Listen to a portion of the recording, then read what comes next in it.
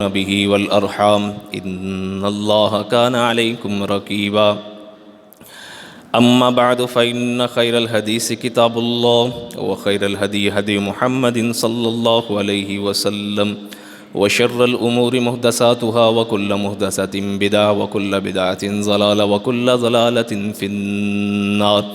قال الله تبارك وتعالى في كلامه المجيد والفرقان الحميد. أعوذ بالله السميع العليم من الشيطان الرجيم. بسم الله الرحمن الرحيم. والسابقون الأولون من المهاجرين والأنصار والذين اتبعوهم بإحسان رضي الله عنهم ورضوا عنه وأعد لهم جنات تجري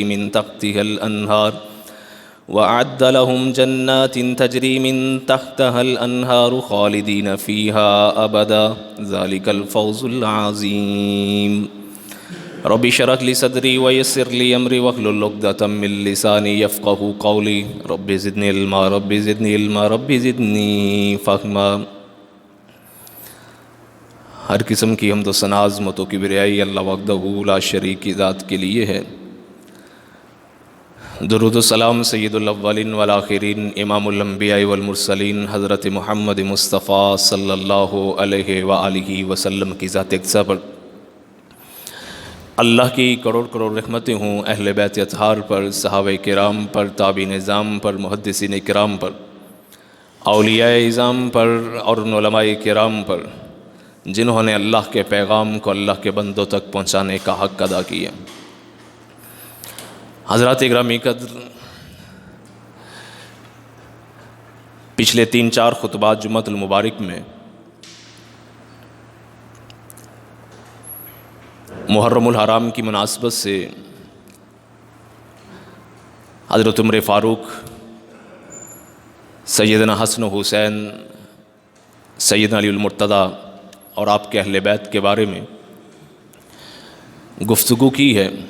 اور پچھلے خطبہ جمعۃ المبارک میں یہ عرض کیا تھا کہ آئندہ خطبہ جمعۃ المبارک میں مجموعی طور پر صحابہ کرام رضوان اللہ علیہم اجمعین کے حوالے سے گفتگو کروں گا. تو اللہ رب العزت سے دعا ہے کہ اللہ رب العزت حق اور سچ بیان کرنے کی توفیق عطا فرمائے. حضرات گرامی قدر، باپ محافظ ہوتا ہے اپنے بچوں کی عزت کا. استاد کو خوشی محسوس ہوتی ہے جب کہ اس کے طلباء، اس کے شاگرد نامور ہوں، کوئی اچھا نام پیدا کریں. اور دنیا کے ہر استاد کی یہ کوشش ہوتی ہے کہ اس کے بچے، اس کے شاگرد معاشرے میں عزت کما سکیں، مقام حاصل کر سکیں. اسی طرح کسی بھی قائد، کسی بھی لیڈر کو اپنے ماننے والوں، اپنے حواریوں، اپنے انصار پہ، اپنے سپورٹرز پہ بڑا مان ہوتا ہے اور اس کی کوشش ہوتی ہے کہ وہ بھی نامور ہو سکیں، وہ بھی اپنا نام پیدا کر سکیں. اور اس کی کوشش ہوتی ہے کہ میرے ارد گرد جتنے بھی لوگ ہوں وہ میرے وفادار ہوں، میرے وفاشار ہوں، میرے ہر حکم پر لبیک کہنے والے ہوں. یہ خواہش ہوتی ہے. تو حضرات گرامی قدر، اللہ تعالیٰ نے جس طرح قرآن مجید فرقان حمید میں سیدنا عیسیٰ علیہ السلام اور ان کے حواریوں کا ذکر فرمایا کہ جب عیسیٰ علیہ السلام نے یہ ارشاد فرمایا من انصاری الی اللہ، کہ کون اللہ کی خاطر میرا مددگار ہے، میرا انصاری ہے، تو حواریوں نے جواب دیا کہ ہم اللہ کی خاطر آپ کے مددگار ہیں. جب حضرت عیسیٰ کے ان 12 حواریوں کا ذکر اللہ قرآن مجید میں خصوصیت کے ساتھ بیان فرماتے ہیں، اس لیے کہ انہوں نے اس کٹھن موقع پہ، اس مشکل وقت میں حضرت عیسیٰ علیہ السلام کا ساتھ دیا تھا. اسی طرح قرآن مجید فرقان حمید میں جا بجا اللہ تعالیٰ نے حضور نبی کریم صلی اللہ علیہ وآلہ وسلم کے اصحاب کا، آپ کے پیروکاروں کا، آپ کے ماننے والوں کا، آپ کے ساتھیوں کا ذکر فرمایا، تذکرہ فرمایا، اس لیے کہ یہ وہ جماعت، یہ وہ لوگ ہیں کہ جنہوں نے حضور نبی کریم صلی اللہ علیہ وآلہ وسلم کا نہ صرف ساتھ دیا بلکہ حضور نبی کریم صلی اللہ علیہ وآلہ وسلم کا ذمہ جو نبوت کا فریضہ تھا، اللہ کا پیغام پہنچانے کی جو ذمہ داری تھی، اس کو پھیلانے میں، اس کو آگے پہنچانے میں حضور نبی کریم صلی اللہ علیہ وآلہ وسلم کا ہر گھڑی، ہر آن، ہر لمحہ جانی لحاظ سے، مالی لحاظ سے، اخلاقی لحاظ سے، ہر لحاظ سے نہ صرف ساتھ دیا بلکہ ہر چیز حضور کے اشارہ ابرو پہ قربان کر دی، اور قربان کر کے کسی بھی قسم کا کوئی ملال، کوئی حزن ان کے چہروں پہ نہیں آیا بلکہ خوشی محسوس کی۔ یہ وہ لوگ ہیں جن کو ہم صحابہ کرام رضوان اللہ علیہم مجمعین کے نام سے جانتے ہیں۔ اللہ رب العزت نے ان کا بڑا مقام، بڑا مرتبہ اور بڑا شرف عطا فرمایا۔ یہ جماعت جو اللہ تعالیٰ نے حضور نبی کریم صلی اللہ علیہ وآلہ وسلم کو عطا فرمائی، یہ کوئی معمولی جماعت نہیں تھی، کوئی عام جماعت نہیں تھی، یہ کوئی عام لوگ نہیں تھے۔ یہ بڑے ہی مرتبے والے، بڑے ہی فضل والے، بڑے ہی شرف والے لوگ ہیں جو حضور کو اللہ رب العزت نے عطا فرمائے۔ اور اللہ رب العزت نے خود اس جماعت کا تذکرہ قرآن مجید فرقان حمید میں کئی ایک مقامات پہ فرمایا۔ اس جماعت کا تذکرہ، ان کی عزت کی حفاظت، ان کے مقام اور مرتبے کی ضمانت خود حضور نبی کریم صلی اللہ علیہ وآلہ وسلم نے لی۔ آپ کے کئی ایک ارشادات اپنے صحابہ کرام کی عزت کے بارے میں، ان کے مقام کے بارے میں، ان کے شرف کے بارے میں۔ یہ کیسے ہو سکتا ہے حضور جیسا وفادار، حضور جیسی ہستی اپنے ان اصحاب کو بھول جائے کہ جنہوں نے کٹھن وقت میں، مشکل وقت میں حضور نبی کریم صلی اللہ علیہ وآلہ وسلم کا ساتھ دی۔ اللہ اکبر۔ قرآن مجید فرقان حمید میں سورۃ الحجرات میں اللہ تعالیٰ نے ارشاد فرمایا وَلَكِنْ حَبَّبَ إِلَيْكُمُ الْإِيمَانَ وَزَيَّنَهُ فِي قُلُوبِكُمْ وَكَرَّهَ إِلَيْكُمُ الْكُفْرَ وَالْفُسُوقَ وَالْعِصْيَانَ، کہ اللہ رب العزت نے تمہارے لیے ایمان کو پسند فرما لیا۔ وَلَكِنْ حَبَّبَ إِلَيْكُمُ الْإِيمَانَ، إِلَيْكُمْ، یہ کم کی ضمیر جو ہے یہ مخاطب کی ہے، جمع مخاطب کی ضمیر ہے۔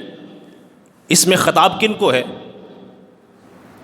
سب سے پہلا خطاب اس میں حضور نبی کریم صلی اللہ علیہ وآلہ وسلم کے صحابہ کو ہے کہ اللہ نے تمہارے لیے ایمان کو پسند فرما لیا ہے، اور جس کے لیے اللہ رب العزت ایمان کو پسند فرما لے اور جس کے ایمان کی گواہی خود اللہ رب العزت دے، اس کے ایمان میں ذرہ برابر رتی بر شک کی کوئی گنجائش باقی نہیں رہتی۔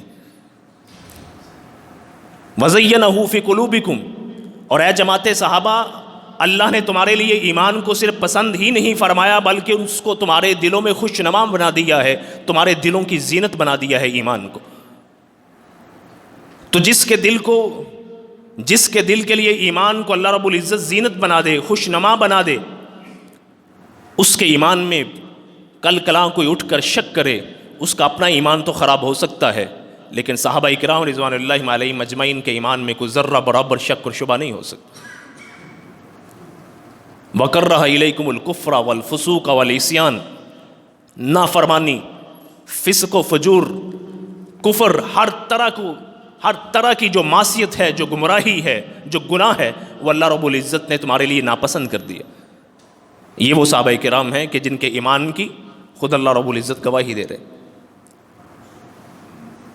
اور سورہ توبہ کی آیت نمبر 100 میں اللہ تعالیٰ نے ارشاد فرمایا وَالسَّابِقُونَ الْأَوَّلُونَ مِنَ الْمُهَاجِرِينَ وَالْأَنصَارِ وَالَّذِينَ اتَّبَعُوهُم بِإِحْسَانٍ رَضِيَ اللَّهُ عَنْهُمْ وَرَضُوا عَنْهُ، اللہ نے فرمایا مہاجرین اور انصار میں وہ لوگ جنہوں نے پہل ایمان قبول کیا، ایمان میں سبقت لے گئے، صرف وہ نہیں بلکہ فرمایا ان کے بعد میں آنے والے بھی، ان کے بعد بھی جنہوں نے ایمان کو قبول کیا، رضی اللہ عنہم ورضوا عنہ، اللہ ان سے راضی ہے، وہ اللہ سے راضی ہے۔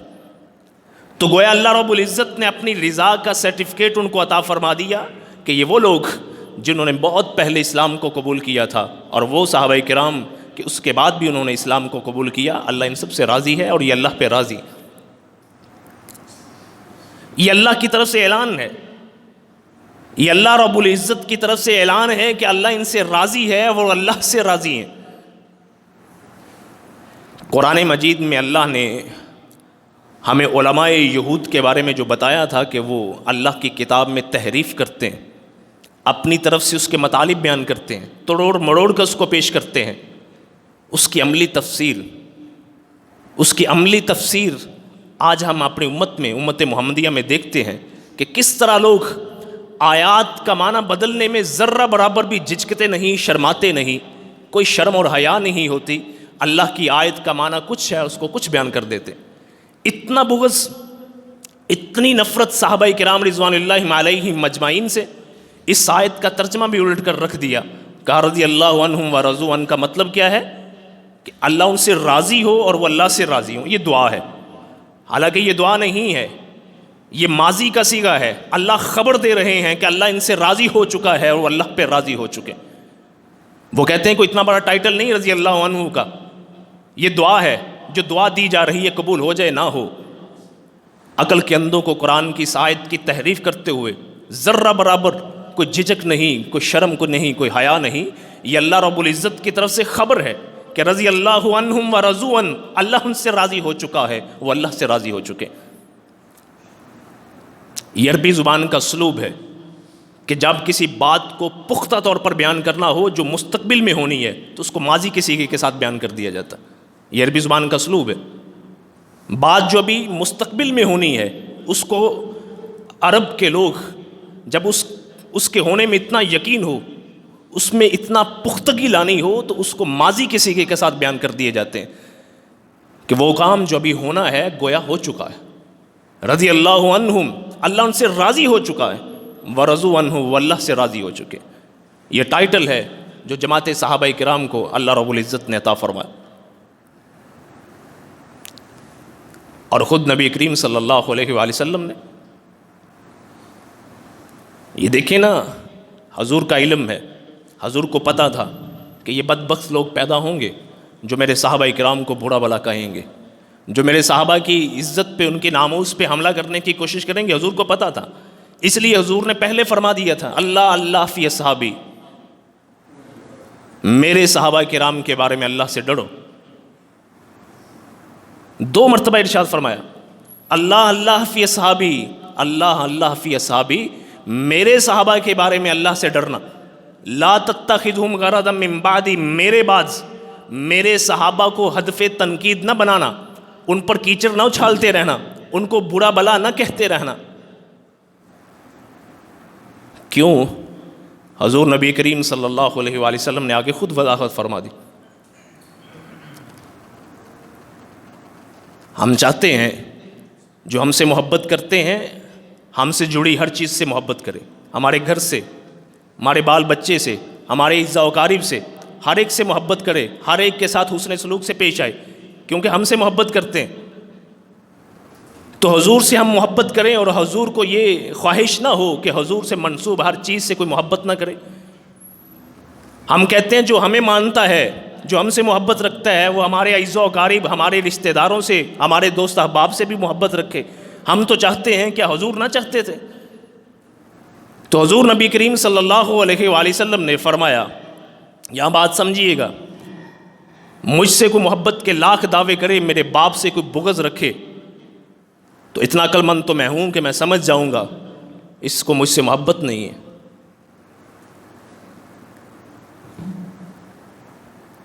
باپ سے کوئی محبت کا دعویٰ کرے, اس کے بیٹے کے ساتھ بغض رکھے, نفرت کا اظہار کرے, باپ تو سمجھ جائے گا اس کو مجھ سے محبت نہیں ہے. یہ کیسے ہو سکتا ہے کہ حضور سے محبت کا دعویٰ تو ہو, حضور کے پیروکار ہونے کا دعویٰ تو ہو, حضور سے عشق کا دعویٰ تو ہو, لیکن حضور کے جو ساتھی ہیں, حضور کے جو اصحاب ہیں, ان کے خلاف ہمارے دل میں بغض ہو, ہمارے دل میں ان کے خلاف نفرت ہو, کینہ ہو, یہ نہیں ہو سکتا. حضور نے خود فرما دیا فمن احبہم فبحبی احبہم, جو میرے صحابہ سے محبت رکھے گا گویا وہ میری محبت کی بنیاد پر ان سے محبت رکھے گا.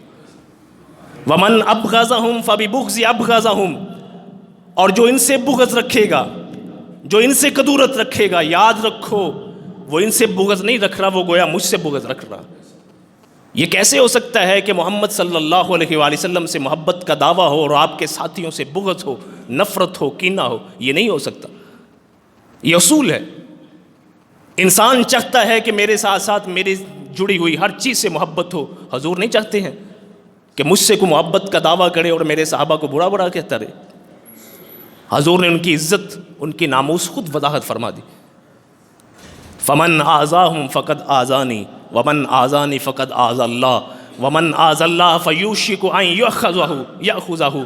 فرمایا کہ جس نے ان کو تکلیف دی، جس نے ان کو ستایا، گویا اس نے مجھ محمد صلی اللہ علیہ وسلم کو اذیت دی، اور جس نے مجھ کو اذیت دی، قرآن کا فیصلہ ہے ان الذین یؤذون اللہ ورسولہ لعنہم اللہ فی الدنیا والآخرہ۔ جو اللہ اور اس کے رسول کو اذیت دیتے ہیں، اللہ نے ان پر لعنت نال دی ہے، دنیا میں بھی اور آخرت میں بھی۔ اور فرمایا کہ جس نے مجھ کو اذیت دی، گویا اس نے اللہ کو اذیت دی، اور جو اللہ کو اذیت دیتا ہے اللہ پھر اس کو پکڑ لیتا ہے۔ اللہ کو کون اذیت دے سکتا ہے؟ کوئی ایسا پیدا ہوا ہے جو اللہ کو اذیت دے؟ کوئی بھی اللہ کو اذیت نہیں دے سکتا۔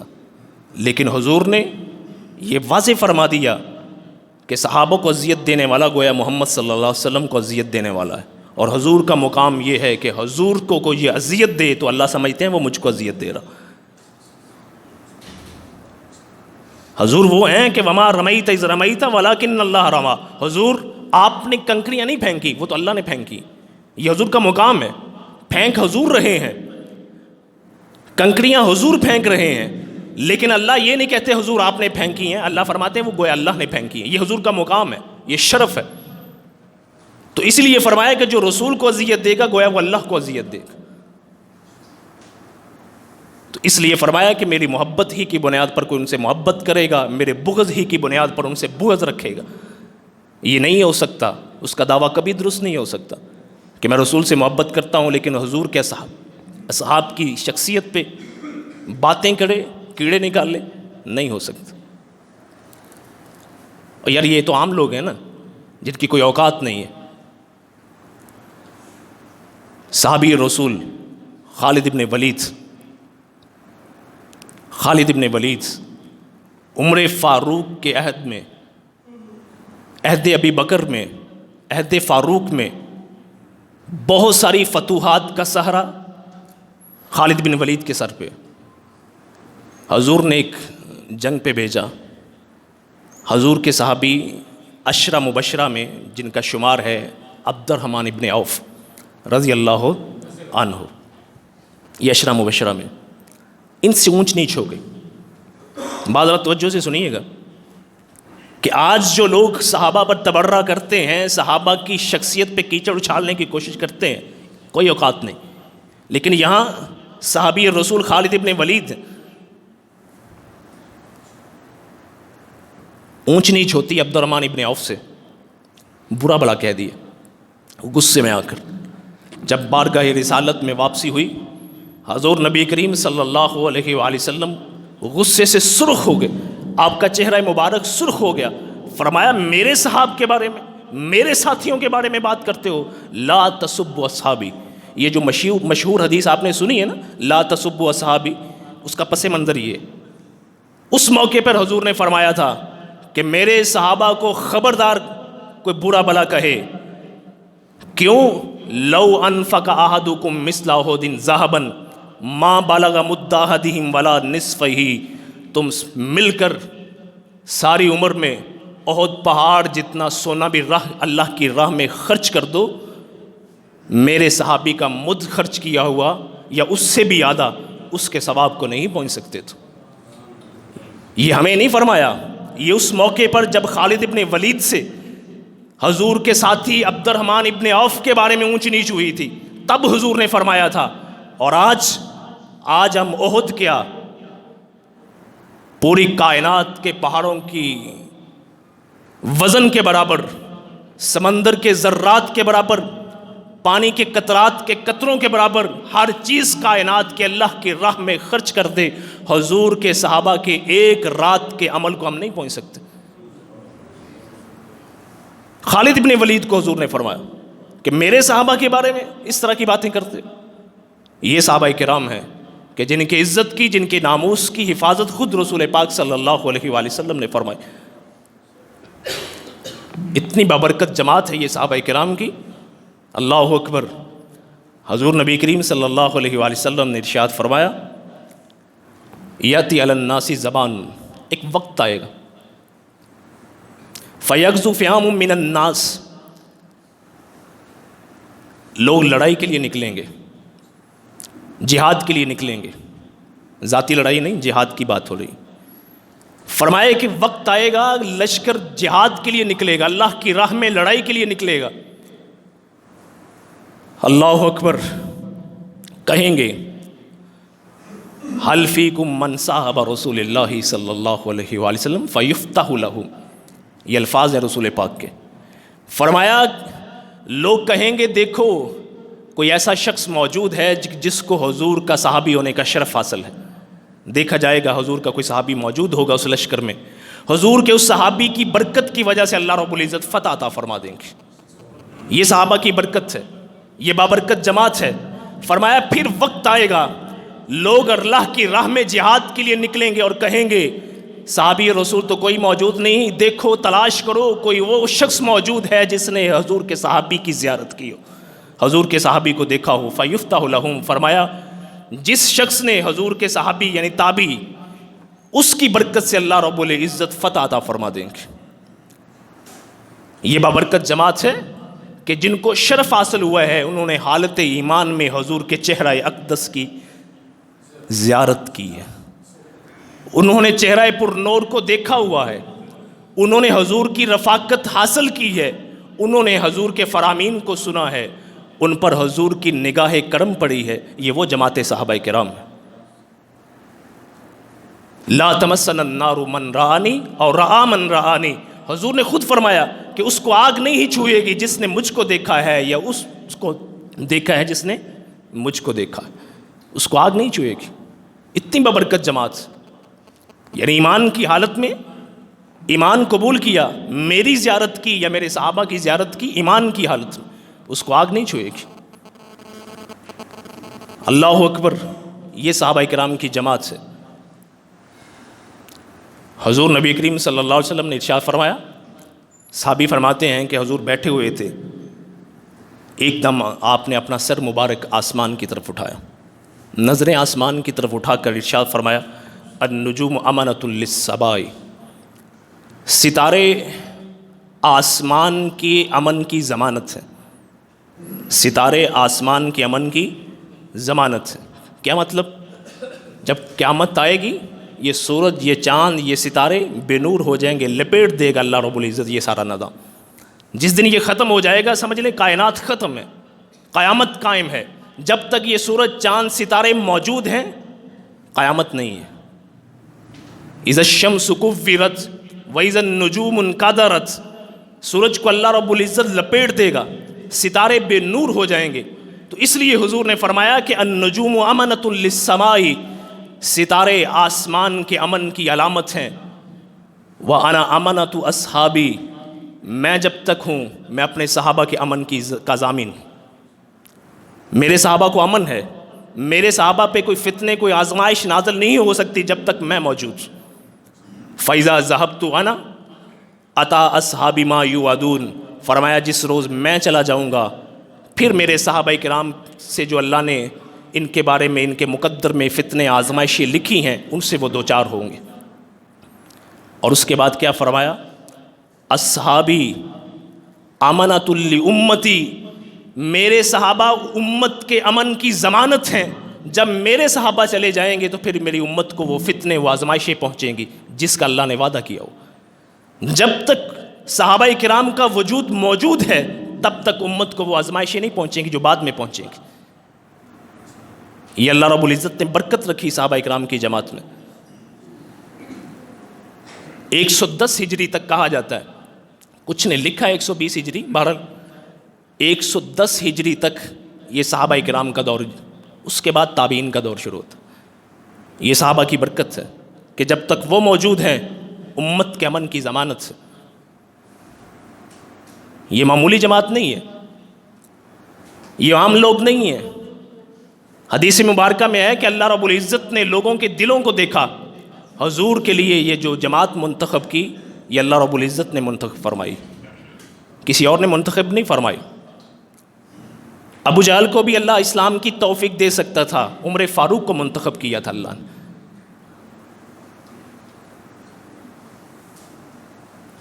حضور کے چچا ابو لہب کو بھی اللہ رب العزت اسلام کی توفیق دے سکتا تھا، لیکن حضور کے لیے اللہ رب العزت نے حضرت عباس کو منتخب فرمایا تھا۔ یہ اللہ نے منتخب کیے ہیں حضور کے لیے، یہ کوئی عام جماعت نہیں ہے۔ حضور سے بڑھ کر کوئی پاک دل اس کائنات میں اللہ نے اور کسی کو نہیں دیکھ بنایا، اور حضور کے بعد اللہ تعالیٰ نے پسند فرمایا تو حضور کے صحابہ کرام کو پسند فرمایا،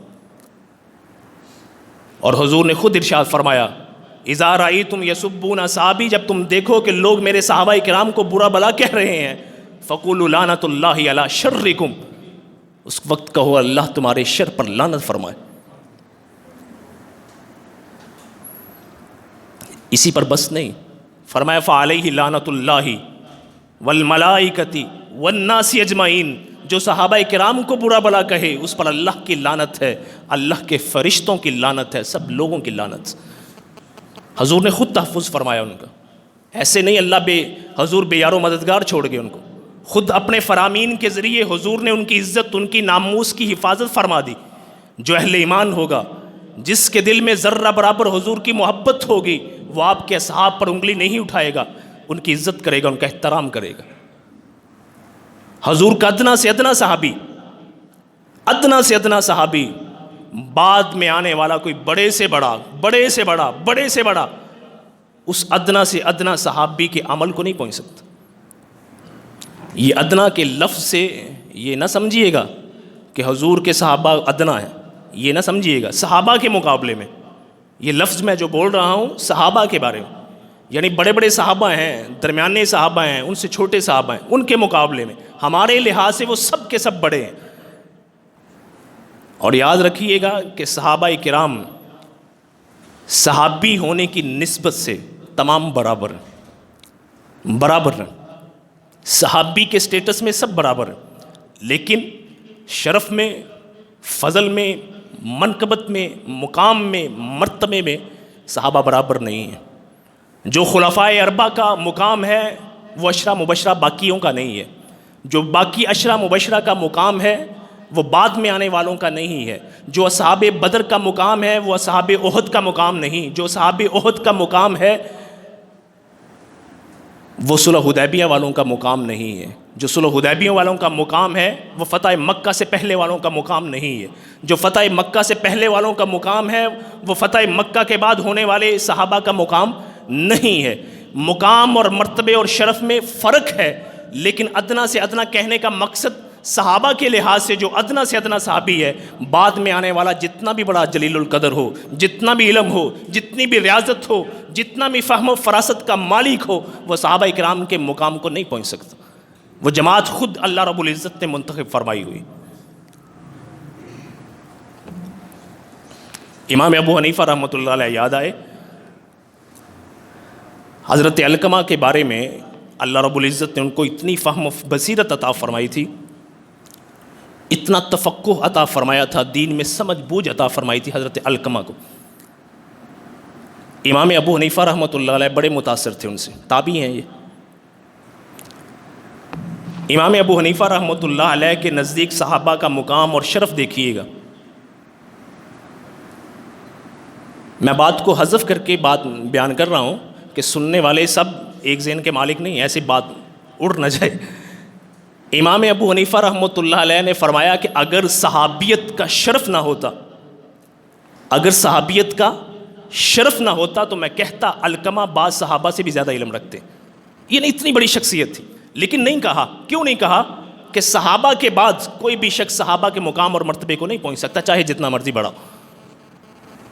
یہ امام ابو حنیفہ رحمۃ اللہ علیہ نے کہا۔ کیوں نہیں بڑھ سکتا؟ کیوں صحابہ کرام کے مقام کو نہیں پہنچ سکتا؟ چھوٹے سے چھوٹا صحابی اس کے مقام کو بعد میں آنے والا کیوں نہیں پہنچ سکتا؟ سب سے بڑا شرف یہی ہے کہ انہوں نے حضور کے چہرہ اقدس کو دیکھا ہے، اس کی زیارت کی، سب سے بڑا شرف یہ۔ لیکن اس کے بعد کچھ وجوہات ہیں جن کی بنیاد پر صحابہ کرام کو یہ مقام اور یہ مرتبہ اللہ رب العزت نے عطا فرمایا۔ وہ کیا وجہ ہے؟ اللہ اکبر! جو جانثاری، جو وفا شاری، جو اخلاص حضور کے صحابہ نے دکھایا، کائنات میں کسی اور جماعت نے اپنے نبی کے لیے نہیں دکھایا۔ یہ بات آپ نے سنی ہوگی، نعوذ باللہ حضرت عیسیٰ کی شان میں کمی کرنا مراد نہیں ہے۔ کہا گیا ہے کہ 12 حواریوں میں سے ایک حواری نے پیسے کے لالچ میں حضرت عیسیٰ کا پتہ بتایا تھا، لیکن یہاں معاملہ کیا ہے؟ نعوذ باللہ حضرت عیسیٰ کی شان میں کمی کرنا مراد نہیں ہے، لیکن یہاں معاملہ کیا ہے؟ حضور کے صحابہ کرام میں، اللہ اکبر، بیعت عقبہ ثانیہ ہے، بیعت عقبہ ثانیہ۔ حضور نے ابھی ہجرت نہیں فرمائی، مدینہ منورہ میں ہی۔ انصار نے کہا جی ہم آپ کے ہاتھ پہ بیعت کرتے ہیں، حضور ہمارے ہاں تشریف لے آئیں۔ حضور کے چچا حضرت عباس رضی اللہ تعالی عنہ، تاریخ بتاتی ہے کہ بہت بعد میں ایمان ہے، لیکن دل مانتا ہے کہ حضرت عباس کا بھی اسلام اتنا ہی قدیم تھا جتنا باقی صحابہ کا تھا۔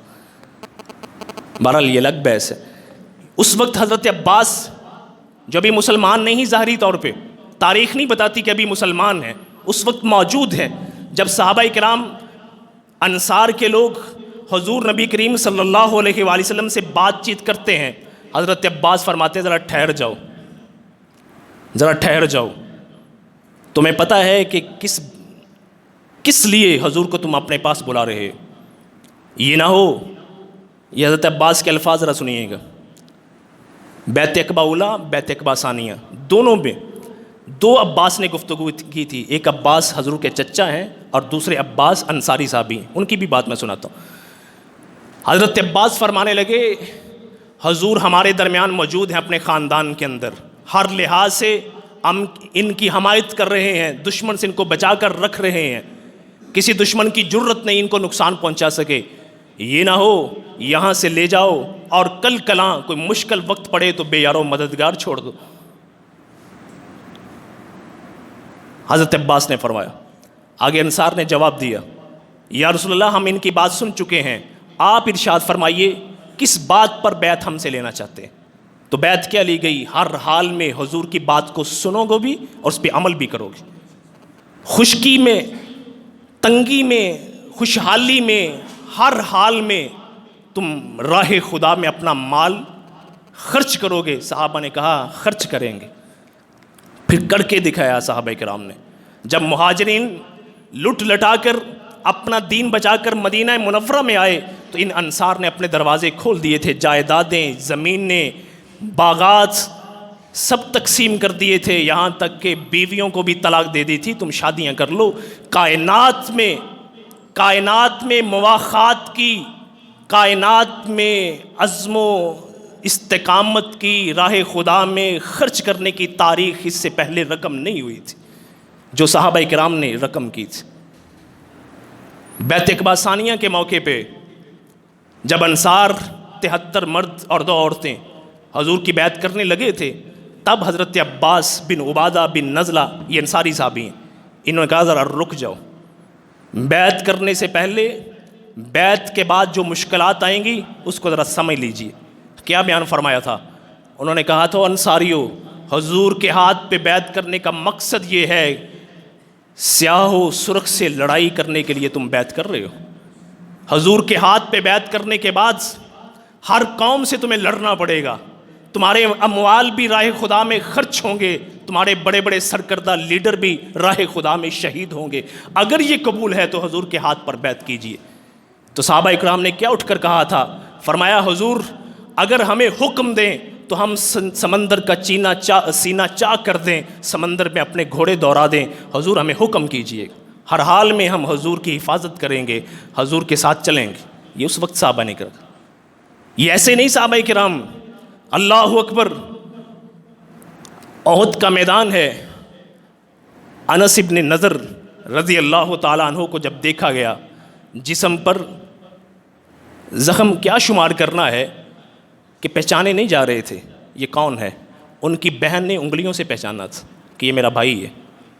شہید ہونے سے پہلے جب یہ افواہ اڑی کہ حضور کو شہید کر دیا گیا ہے، اس وقت انصار کو آواز دے کر کہا تھا کہ حضور کی شہادت کے بعد اب زندگی کس کام کی ہے؟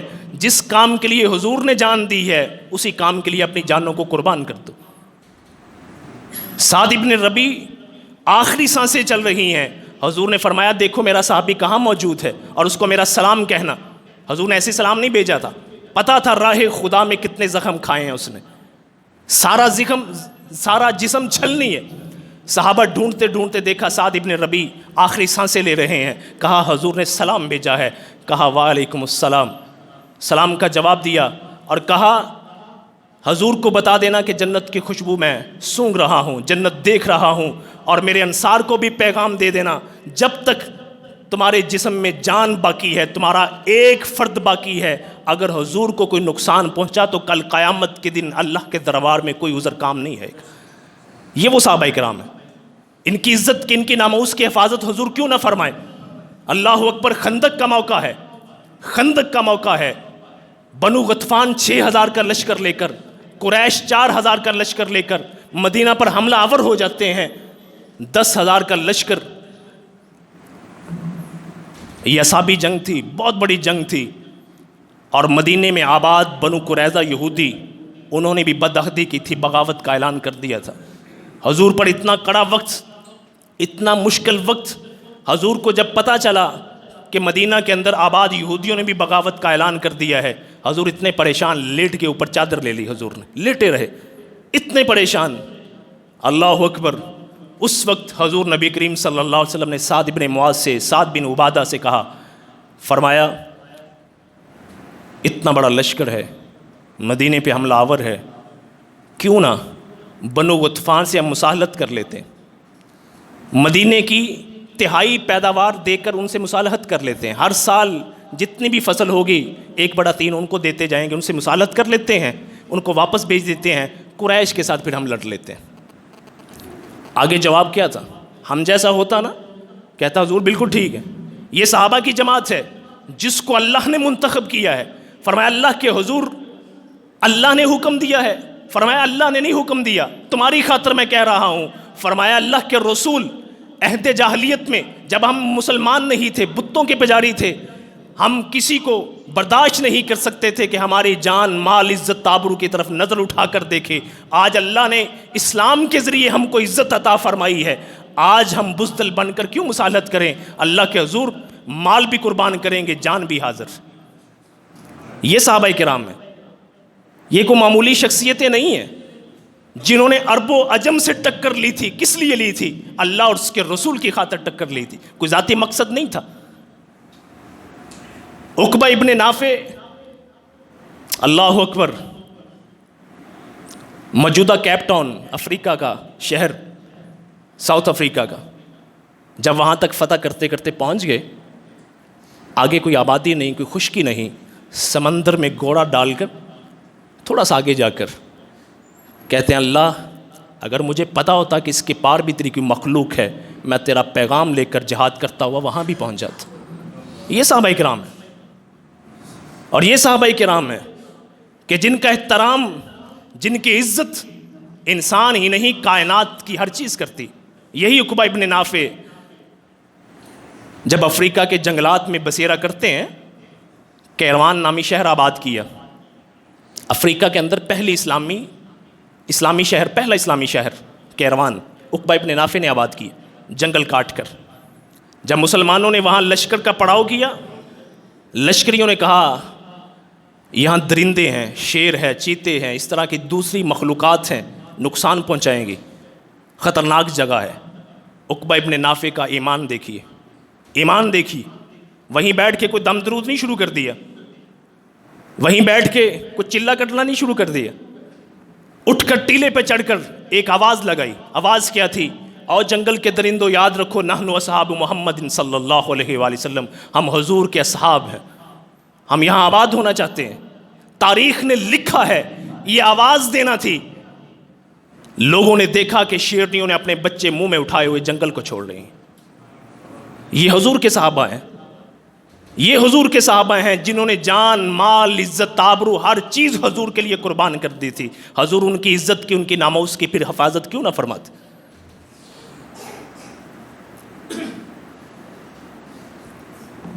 جس طرح حضور کی حرمت پہ، حضور کی عزت پہ، حضور کی ناموس پہ ہم کوئی کمپرومائز نہیں کر سکتے، اسی طرح ہم اہل سنت حضور کے اصحاب کے بارے میں بھی کسی کو اجازت نہیں دیتے کہ وہ زبان دراز کرتا رہے۔ یہ جو تحمل کا، صبر کا مظاہرہ ہم نے کیا، صرف اس ملک کے امن کی خاطر کیا۔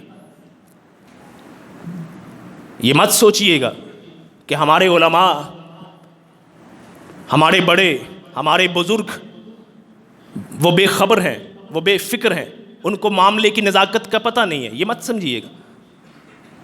یہ ایک سازش ہے، یہ آگ بھڑکانے کی کوشش کی جا رہی ہے۔ جس طرح شام، لیبیا اور دیگر علاقوں میں مسلمانوں کو مسلمانوں سے لڑا کر ختم اور تباہ و برباد کر دیا، یہ آنکھ کا کانٹا جو ہے پاکستان، وہ کوشش کر رہے ہیں یہاں بھی فسادات کروا کے ان کو لڑا واپس۔ یہ صبر اور تحمل کا جو مظاہرہ کیا جا رہا ہے، یہ اسی بنیاد پہ کیا جا رہا ہے۔ اور یہ دو ٹکے کے، یہ جو لوگ اٹھ کر صدیق اکبر کی صداقت پہ بات کرتے ہیں، ان کی تکفیر کرتے ہیں، عثمان ذو النورین کی تکفیر کرتے ہیں، ان کی شان میں کمی کرتے ہیں،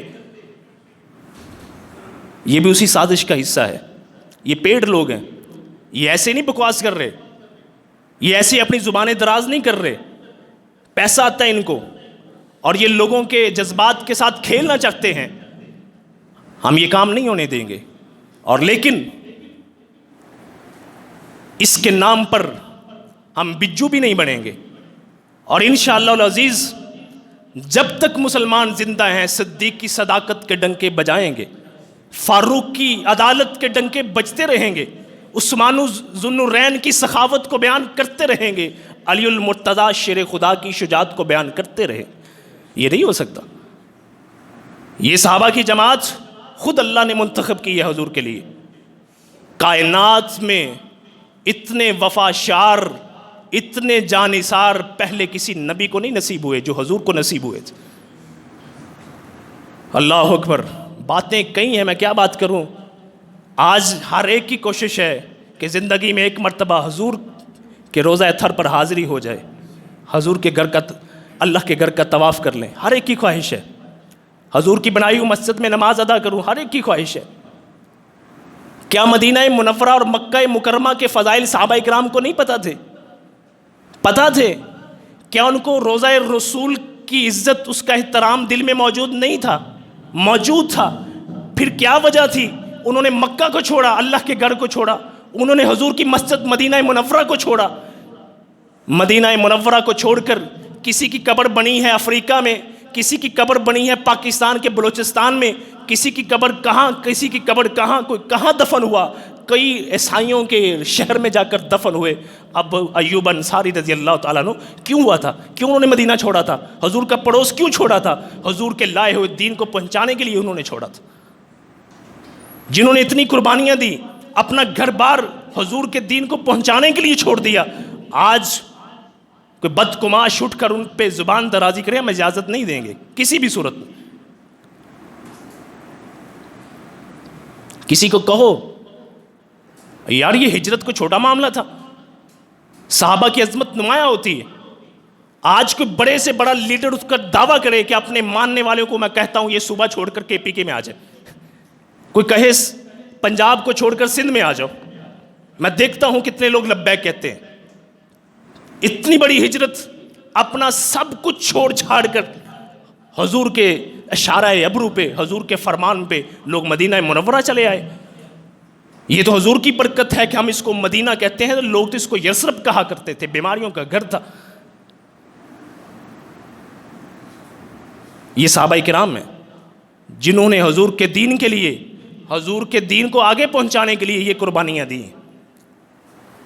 اللہ اکبر۔ شاید یہ پہلے بات میں نے کی تھی، بات میں ختم کرتا ہوں۔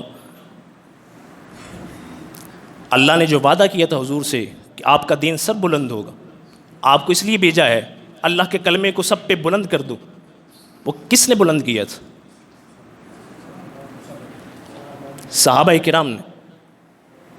ہم نبوت کے ختم ہونے کے قائل ہیں، حضور خاتم النبیین ہیں، ہم اس کے قائل ہیں، حضور کے بعد کوئی دوسرا نبی نہیں، کوئی جھوٹا پیدا ہو سکتا ہے، ہم اس بات کے قائل ہیں۔